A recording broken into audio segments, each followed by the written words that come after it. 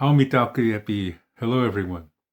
I recently saw a video where a young Lakota person was talking about this word Wasicu. It comes from two words, washing. This is animal fat, which in ancient times was used for different purposes. And one of those purposes was to flavor the soup. And the other word is ichu, which means to take. When you put the word washing and ichu together, you get washichu. And this young Lakota person was saying that this is what Lakota people called anybody who is greedy, anybody who only wants to take and take. So he said, long time ago, when there was a really greedy Lakota person, very selfish, that other Lakota people would call that Lakota person Washichu. No, no, no, no, no. That is absolutely not true. We never called each other Washichu, even if somebody was greedy and not a good person. They didn't say Washichu, they said something else, but not Washichu. So I want to state that here because that video is kind of getting around and there's a lot of misinformation in that video. So now I want to tell you how this word Washichu came to be. Not all white people are the same. I don't like to see that or read that on the internet where you have Indian people saying, well, see, us Indians are this way and the Washichu are that way, and that's why they're bad. And that's racist, because that's not true at all. Good and bad has nothing to do with skin color. Because I've grown up on the reservation most of my life. I have seen good Indians, and I have seen bad Indians too. Same thing with the white people. I grew up in a very small town. And the town is about half white and half native. And there's a lot of racism in this town. But it comes from both sides. And I have had good experiences with white people in this town. Not all of them, but I have. So I know this. I've seen it. I've witnessed it, I've experienced it. I've had people help me. I like to tell this one story. Years ago, before I moved to Germany, I was driving with a friend. We were going to go to Bear Butte. And here my car broke down on the interstate, I-90, coming out of Rapid City, going towards Sturgis. It was a Saturday afternoon, and there were cars driving by, and nobody stopped to help me. I was standing outside the car. There were even cousins of mine from my reservation that drove by, and they would slow down, and they would look at me, and then they just took off. None of my cousins stopped to help me. Nobody stopped to help me. So I was getting kind of bummed out because of that. I was like, wow, thought Indians stick together. I guess that's not true. So I sat in the car, and this is the days before cell phones. So I was like, well, just wait till a state trooper pulls up and see what happens, yeah? Because what can I do? Because you can't hitchhike on the interstate. That's against the law. And here a pickup pulled up from behind. I looked in the mirror, and it was a white guy, and I was like, oh, no.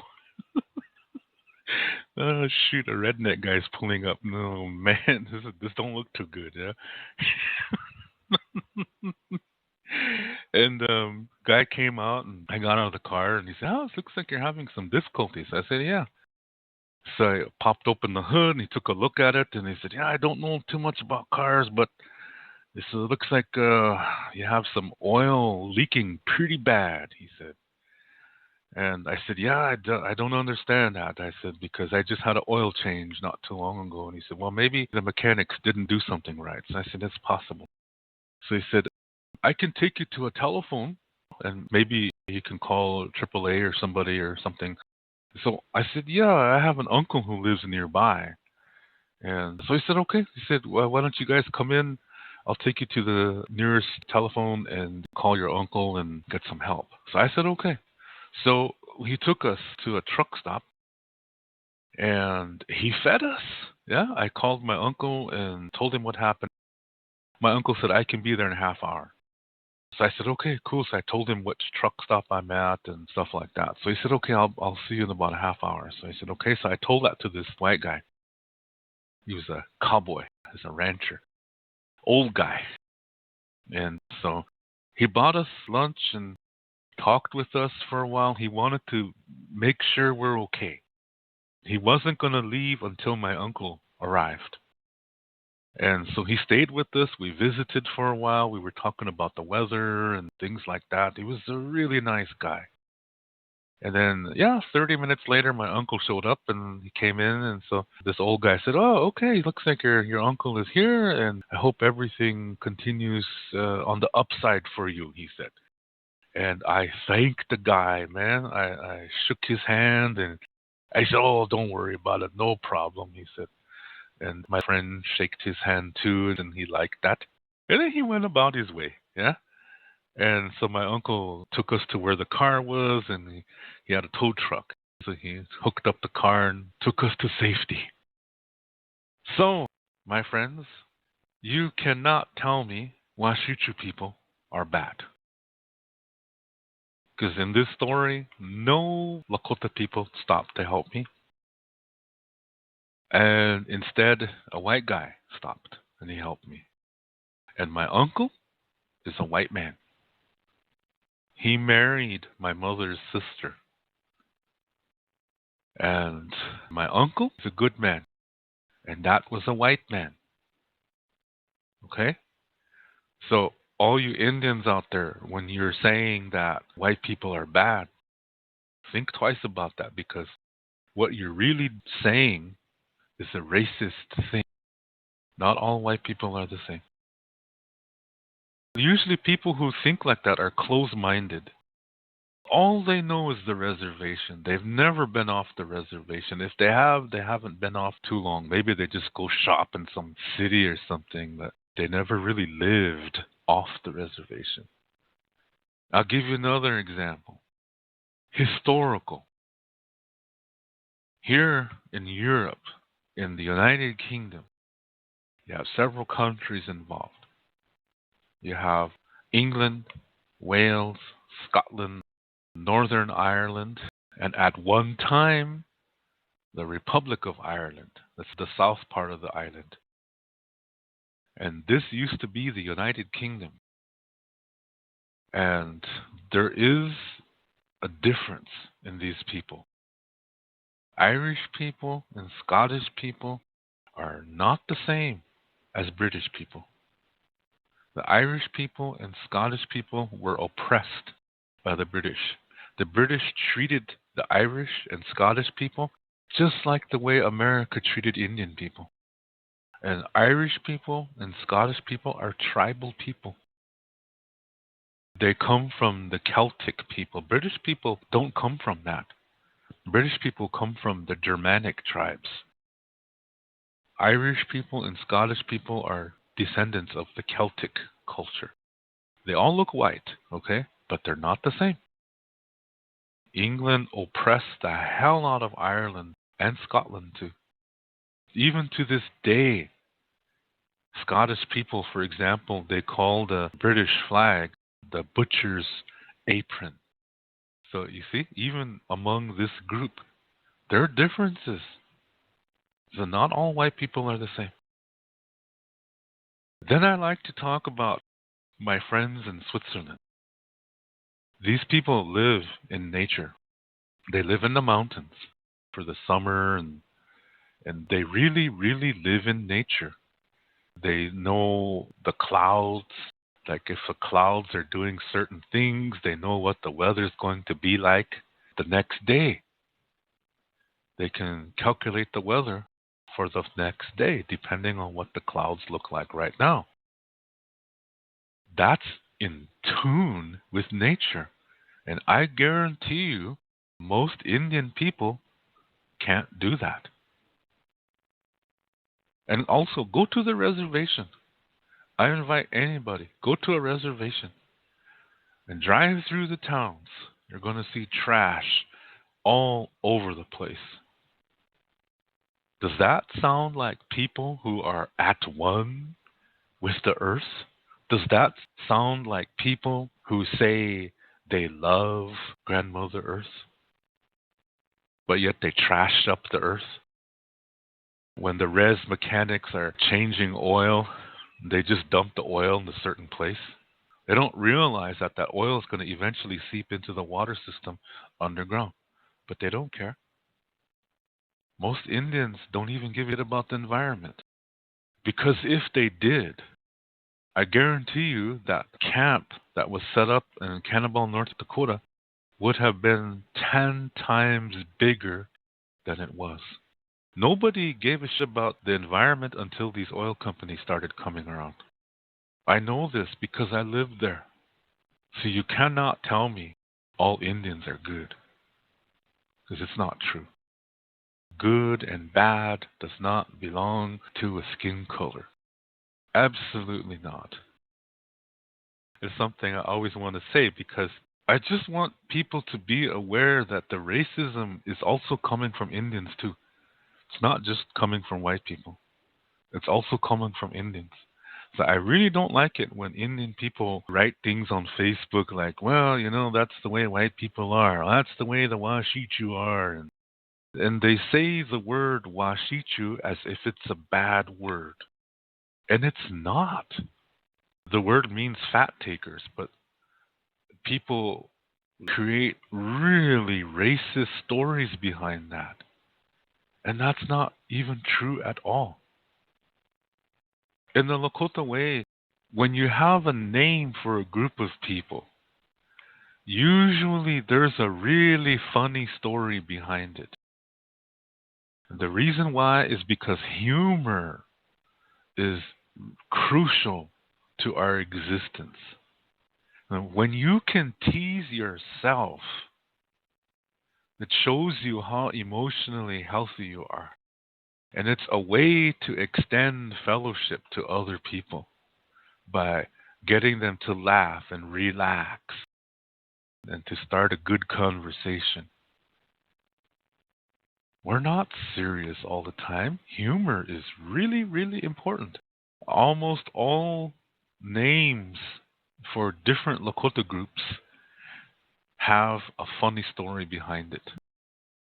The reason why, I'm going to say it a second time, the reason why is because humor is often used in extending fellowship to people. This is the reason. So let's look at one, for example, Sicangu. These are the people who live on the Rosebud and Lower Brule Sioux reservations. They live on 2 reservations. Now, Sicangu is Sai, and Ru is burnt. So Sicangu means burnt Sai. So now, how come? Why? Why does it have that name? Burnt Sai. Well, you see, long time ago, long time ago, thousands of years ago, all the tribes in the Great Plains, they had this agreement that once every 10 years, they burn the prairie in their territory. The reason is because it helps the wild wheat to continue to grow. This is giving nutrients, it's giving nitrogen to the ground so that things continue to grow. If they didn't do this, it would become a desert. So this is why they did that. So that buffalo always have something to eat, and the other animals always have something to eat. And that we have something to eat. So that everybody can live. That is the reason why they did this. Unipikta chale chamuelo. They do this so that people can live. So, one summer they were doing this. They had an idea. They say, hey, okay, let's split into two groups, and what we'll do is we'll start on opposite sides, and we'll start the fire, and then we'll push it.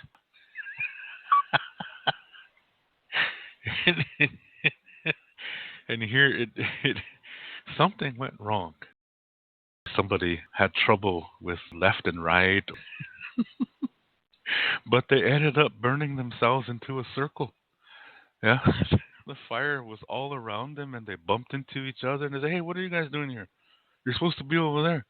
He said, oh, you're supposed to be over there. They said, oh, for crying out loud, we burnt ourselves into a circle, they said. So, so they had no choice. If they're going to live, they have to run through the fire as fast as they can. So when they ran through the fire, guess what? They got burnt thighs. See? It's a funny story. It's a story meant to make people laugh. And that's how they got their name. Sicangu Lakota Sioux.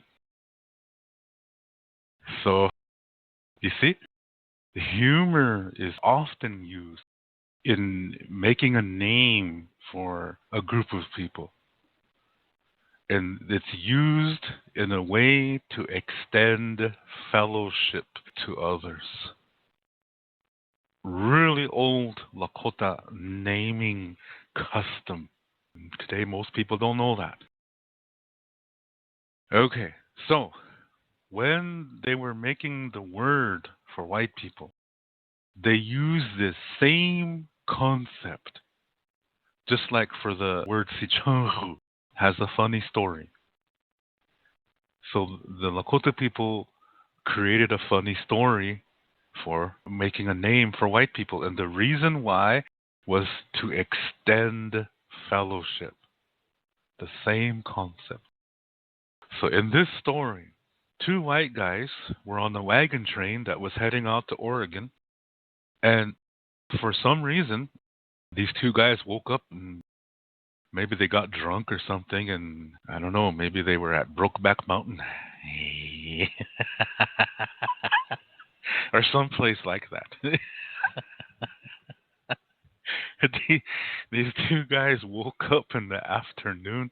Here, everybody was gone. So they're just laying out there in the prairie, and so they got up and they didn't know what to do. They were trying to find the wagon train, but they couldn't. They didn't have any horses or anything. They're on foot. So they're just wandering the prairie, not knowing what to do. Can't find water or anything. And after walking for a long, long time, they saw some smoke in the distance. So they went that direction and they saw a Lakota camp. And here they went a little distance near the camp. And they were watching. They were saying, what should we do? They said, let's just watch. They said, maybe they can steal some food or something. At the edge of the camp, there was this grandma, and she came out of her teepee, and she had something, and she was obviously making a soup, and she had something boiling. In those days, we used dried buffalo stomachs for soup kettles. So she was putting stuff in the soup, and they saw her put something big in the soup. They didn't know what it was. They assumed it was meat. So they thought, oh, so they were really hungry. So they waited, and then she went inside her teepee, so they ran over there. They had sticks, and with their sticks, they reached in and grabbed this thing out, and they took off. She came out with a piece of buffalo meat. She was going to throw it into the soup kettle, and here She said, "Hey, who took off with my washi?" She said.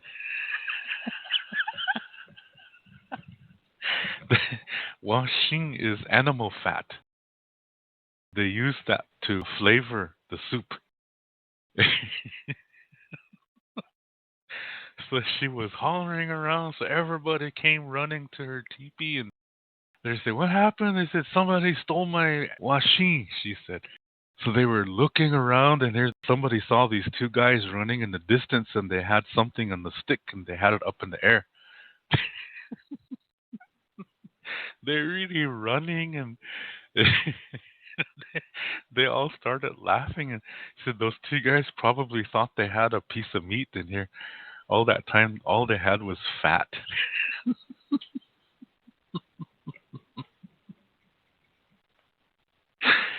So, so somebody else gave Grandma a new piece of washing for her fat. They just let those two guys go because they thought, "She's that's goofy."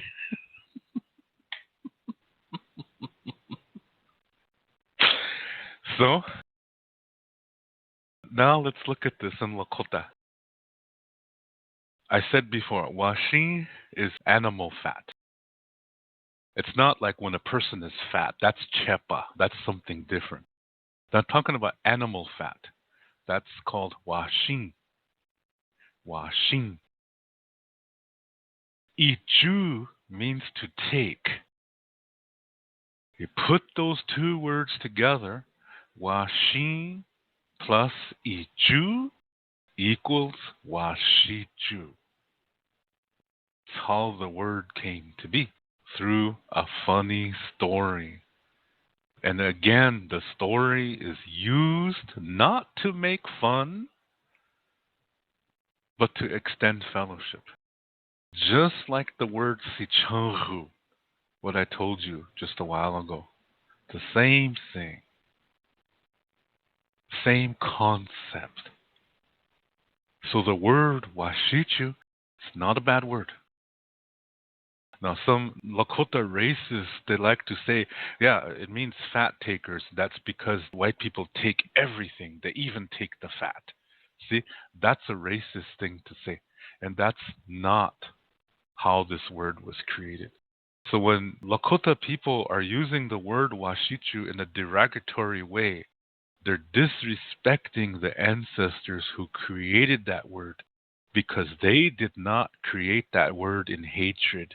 They created that word in the spirit of extending fellowship.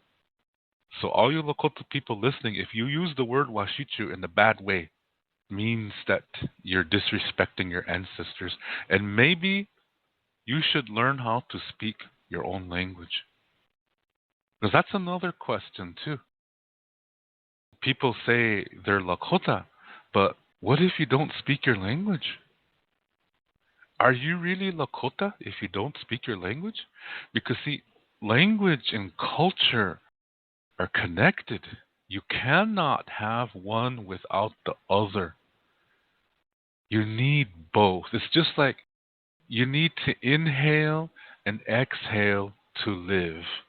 You can't just do one. If you just do one, you die. So it's the same way with language and culture. You need them both because when you don't have one of them, you're going to have difficulty when you're dealing with cultural matters.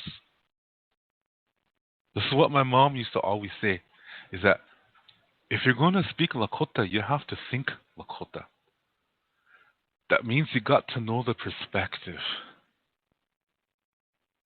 And the perspective is in the language. So fluent speakers are more laid back than today's English-speaking Lakota people. There's one more thing too, that just because you can speak Lakota, that doesn't mean you know everything. If you believe in good versus evil, then you're not speaking Lakota correctly. Because in the ancestral way, there was no good versus evil. When you look at our stories, there is no Satan. Now, some people like to say, well, Iktomi was a Satan. No, he wasn't. Iktomi was not a bad guy. He's a trickster. But that does not mean he's bad. It does not mean he's evil. Because through his stories, you learn something. It's equally as important to learn how to not do something, just as it is important as when you learn to do something. They're both important. This is why in the ancient Lakota way, when you learn from your mistake, it's not a mistake anymore. It's a teacher. Now, not many Lakota people think like that today. When they make a mistake, they don't learn from it, and they just let it go. That's a missed opportunity. So how did we change? How did we lose that old way? Today, most people believe in good versus evil. And this is not natural, because nature is not this way. Everything in our spirituality comes from nature. And in nature, there is no good versus evil. It does not exist. That's what man has created to control others. That's a man-made concept. So that's why in our stories, we don't have a hell, which also means we don't have a heaven either. We have something different. And it's not the happy hunting ground. It's something completely different. That's the ancient way. But not many Lakota people believe that. Most Lakota people are very Christian influenced. Just look at their Facebook accounts.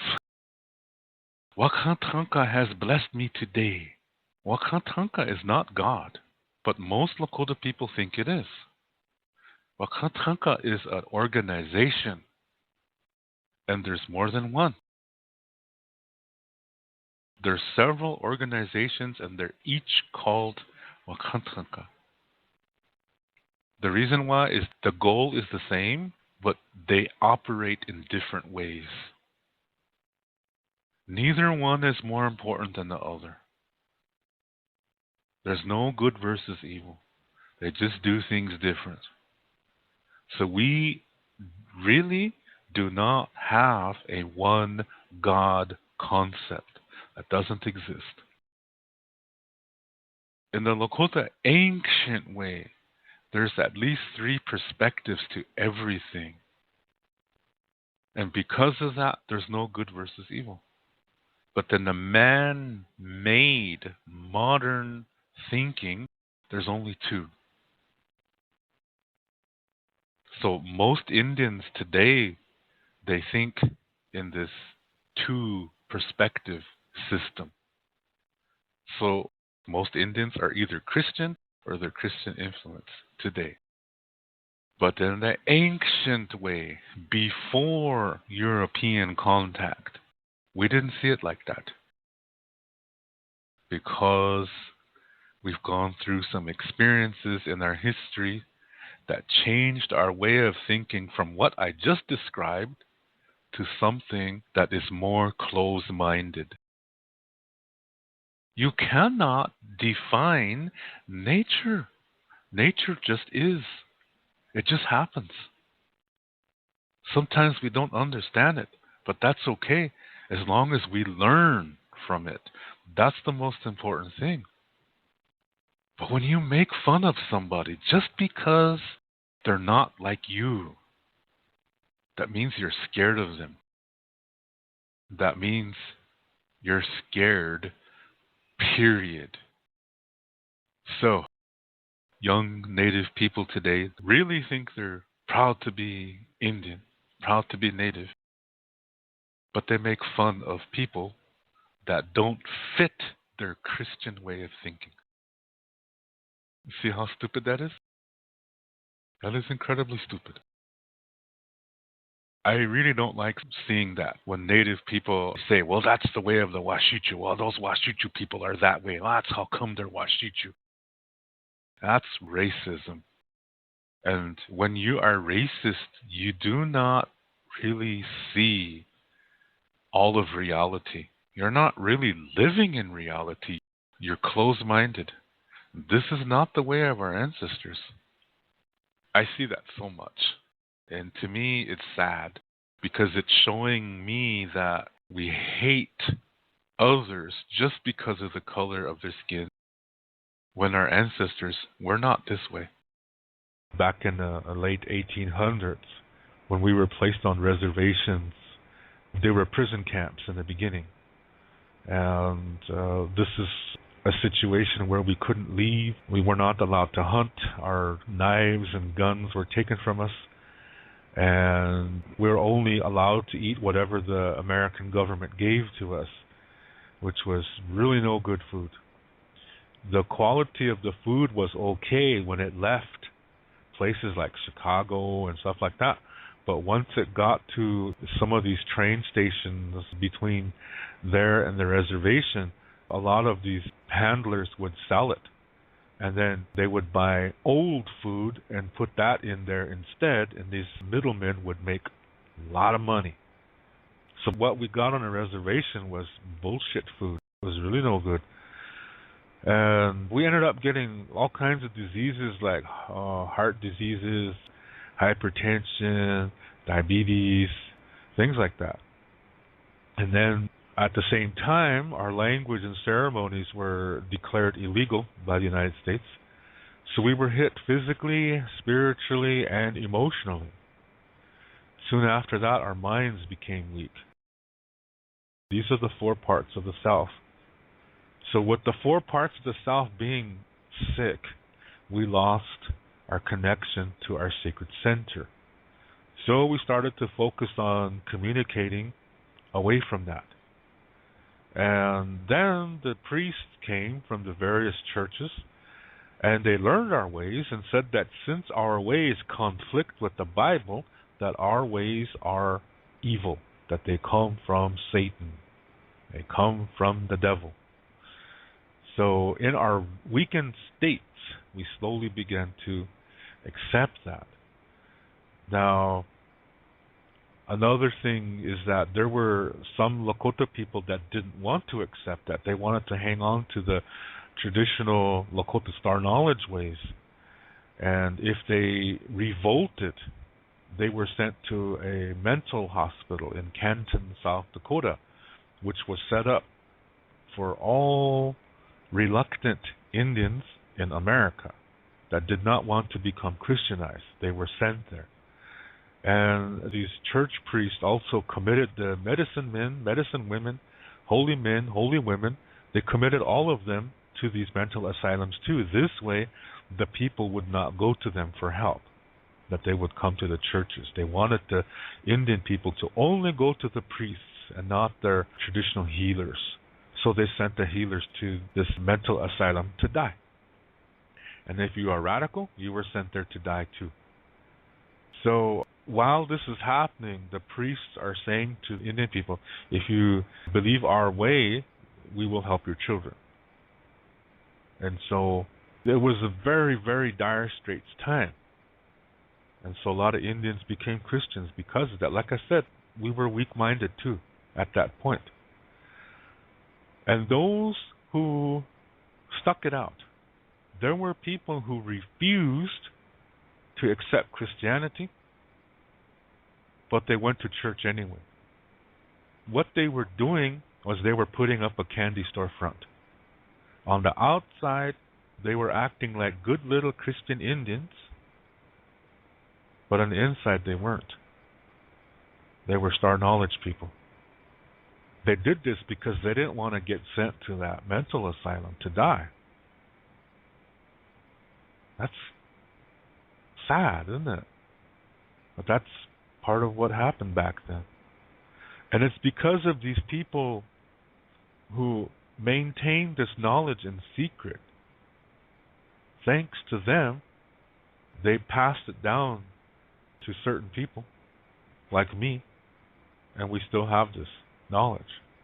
And I'm sharing it with you. Because this regards the sacred center. And we all have that. This is not a Lakota thing. This is a Ikje Oyate thing.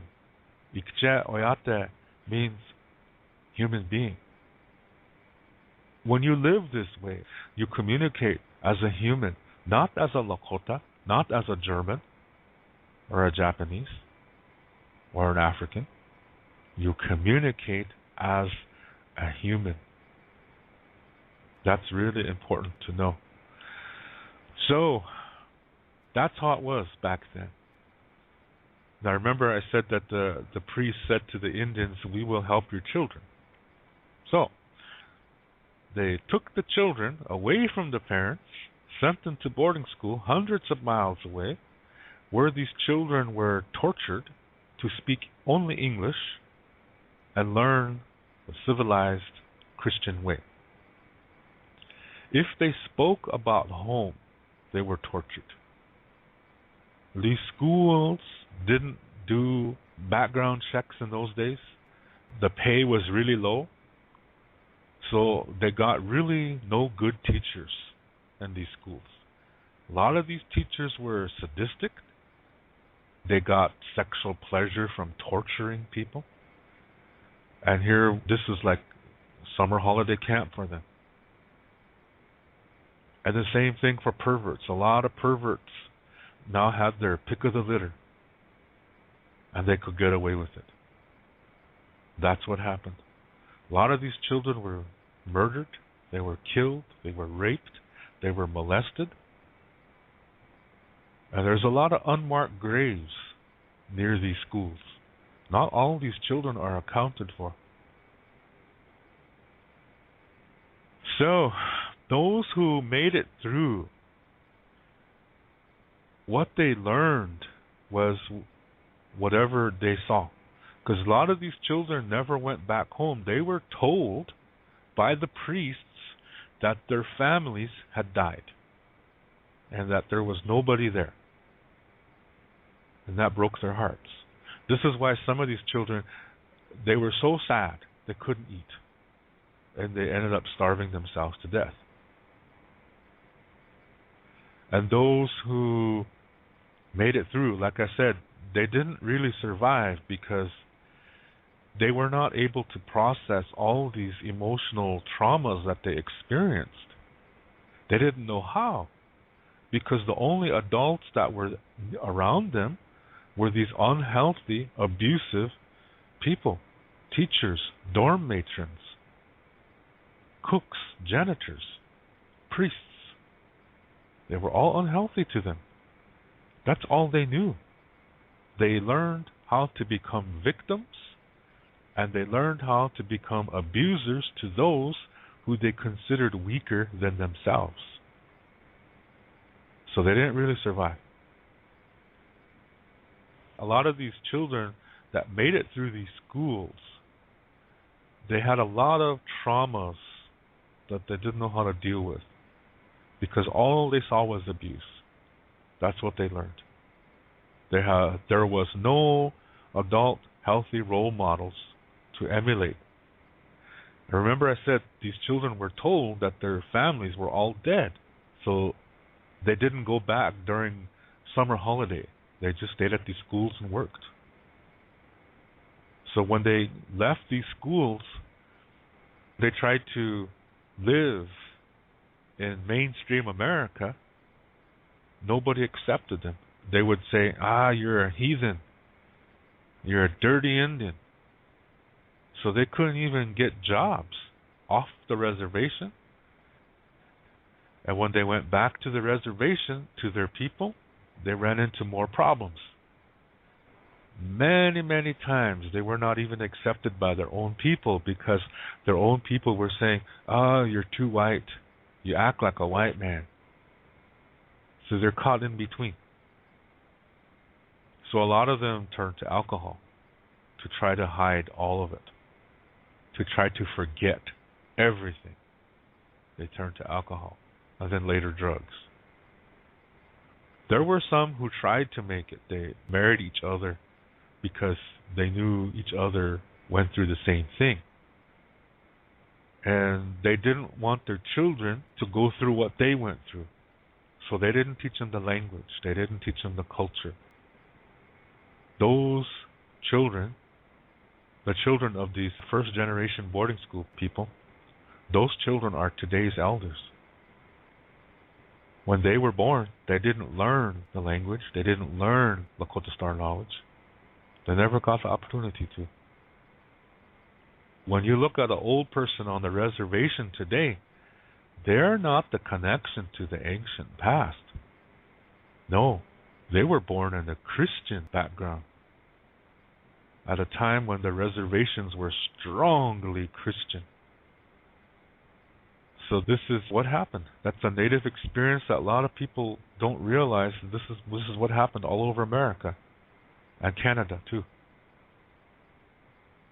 So the next generation, they are sent to boarding school too. No choice. It's a little bit better, but they're still abused. They're still getting treated really no good. And so they grow up, have children, and they don't teach their children anything. What can they teach them? They don't know anything concerning their own language. This is why today most people cannot speak their own language, and what little cultural information they know is Christianized, meaning it's dualistic, and it's not the original ancient form. Okay, so the first generation of Indian kids that were sent to boarding school, since all around them were unhealthy adults who did nothing but abuse them, they didn't receive healthy parenting. They missed things that they should have learned about life. So they're lacking emotional development. So when they grow up, and those who make it through these boarding schools and then they have children, those children are also lacking that emotional support, that emotional development, because the parents don't know how to do it. All they knew and all they learned was abuse. All they experienced in these schools was abuse. So they have a hard time trying to be a healthy parent. So they do the best that they can. But the children still are not receiving the proper emotional development, the experiences that healthy children should receive from healthy parents. They're still missing that. And so when that second generation grows up, they know even less concerning healthy parenting. And so their children receive even less. And every time this happens, the next generation becomes more dualistic than the previous one. So let me try to say that again. The first generation boarding school kids, they didn't receive proper parenting skills. So when they have children, their children are not receiving healthy training that they should be receiving. They're receiving even less than their parents. Now that second generation, when they grow up, see, they know even less. So when they have children, those children are receiving even less, and it gets worse with each generation, which also means that the less healthy emotional development they receive, the more dualistic they become. So with each generation is more becoming emotionally underdeveloped, they're also becoming more dualistic. So today, it's a huge mess on the reservation. As a whole, we're incredibly underdeveloped emotionally, and we are incredibly dualistic. We're quick to attack each other. We're quick to pull each other down. We're just like the rest of the civilized, dualistic world.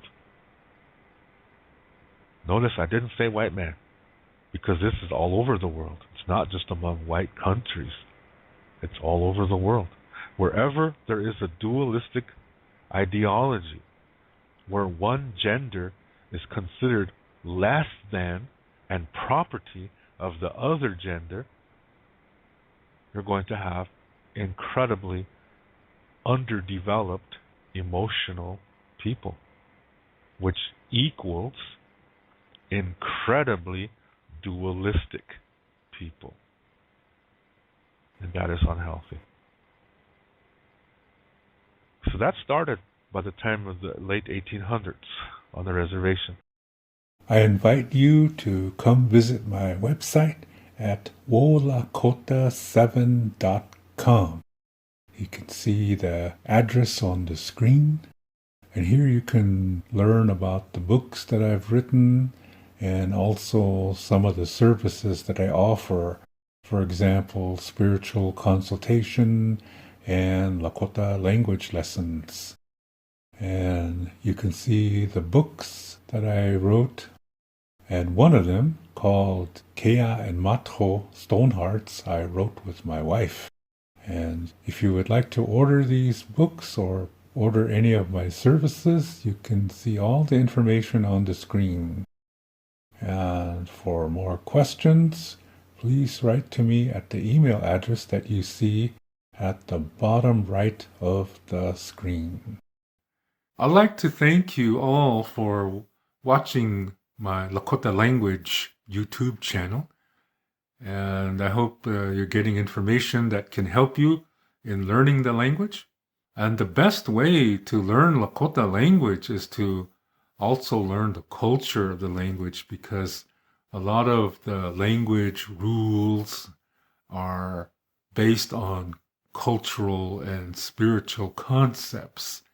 And if you don't know, I do have another YouTube channel that is based more on the Lakota spirituality and Lakota culture.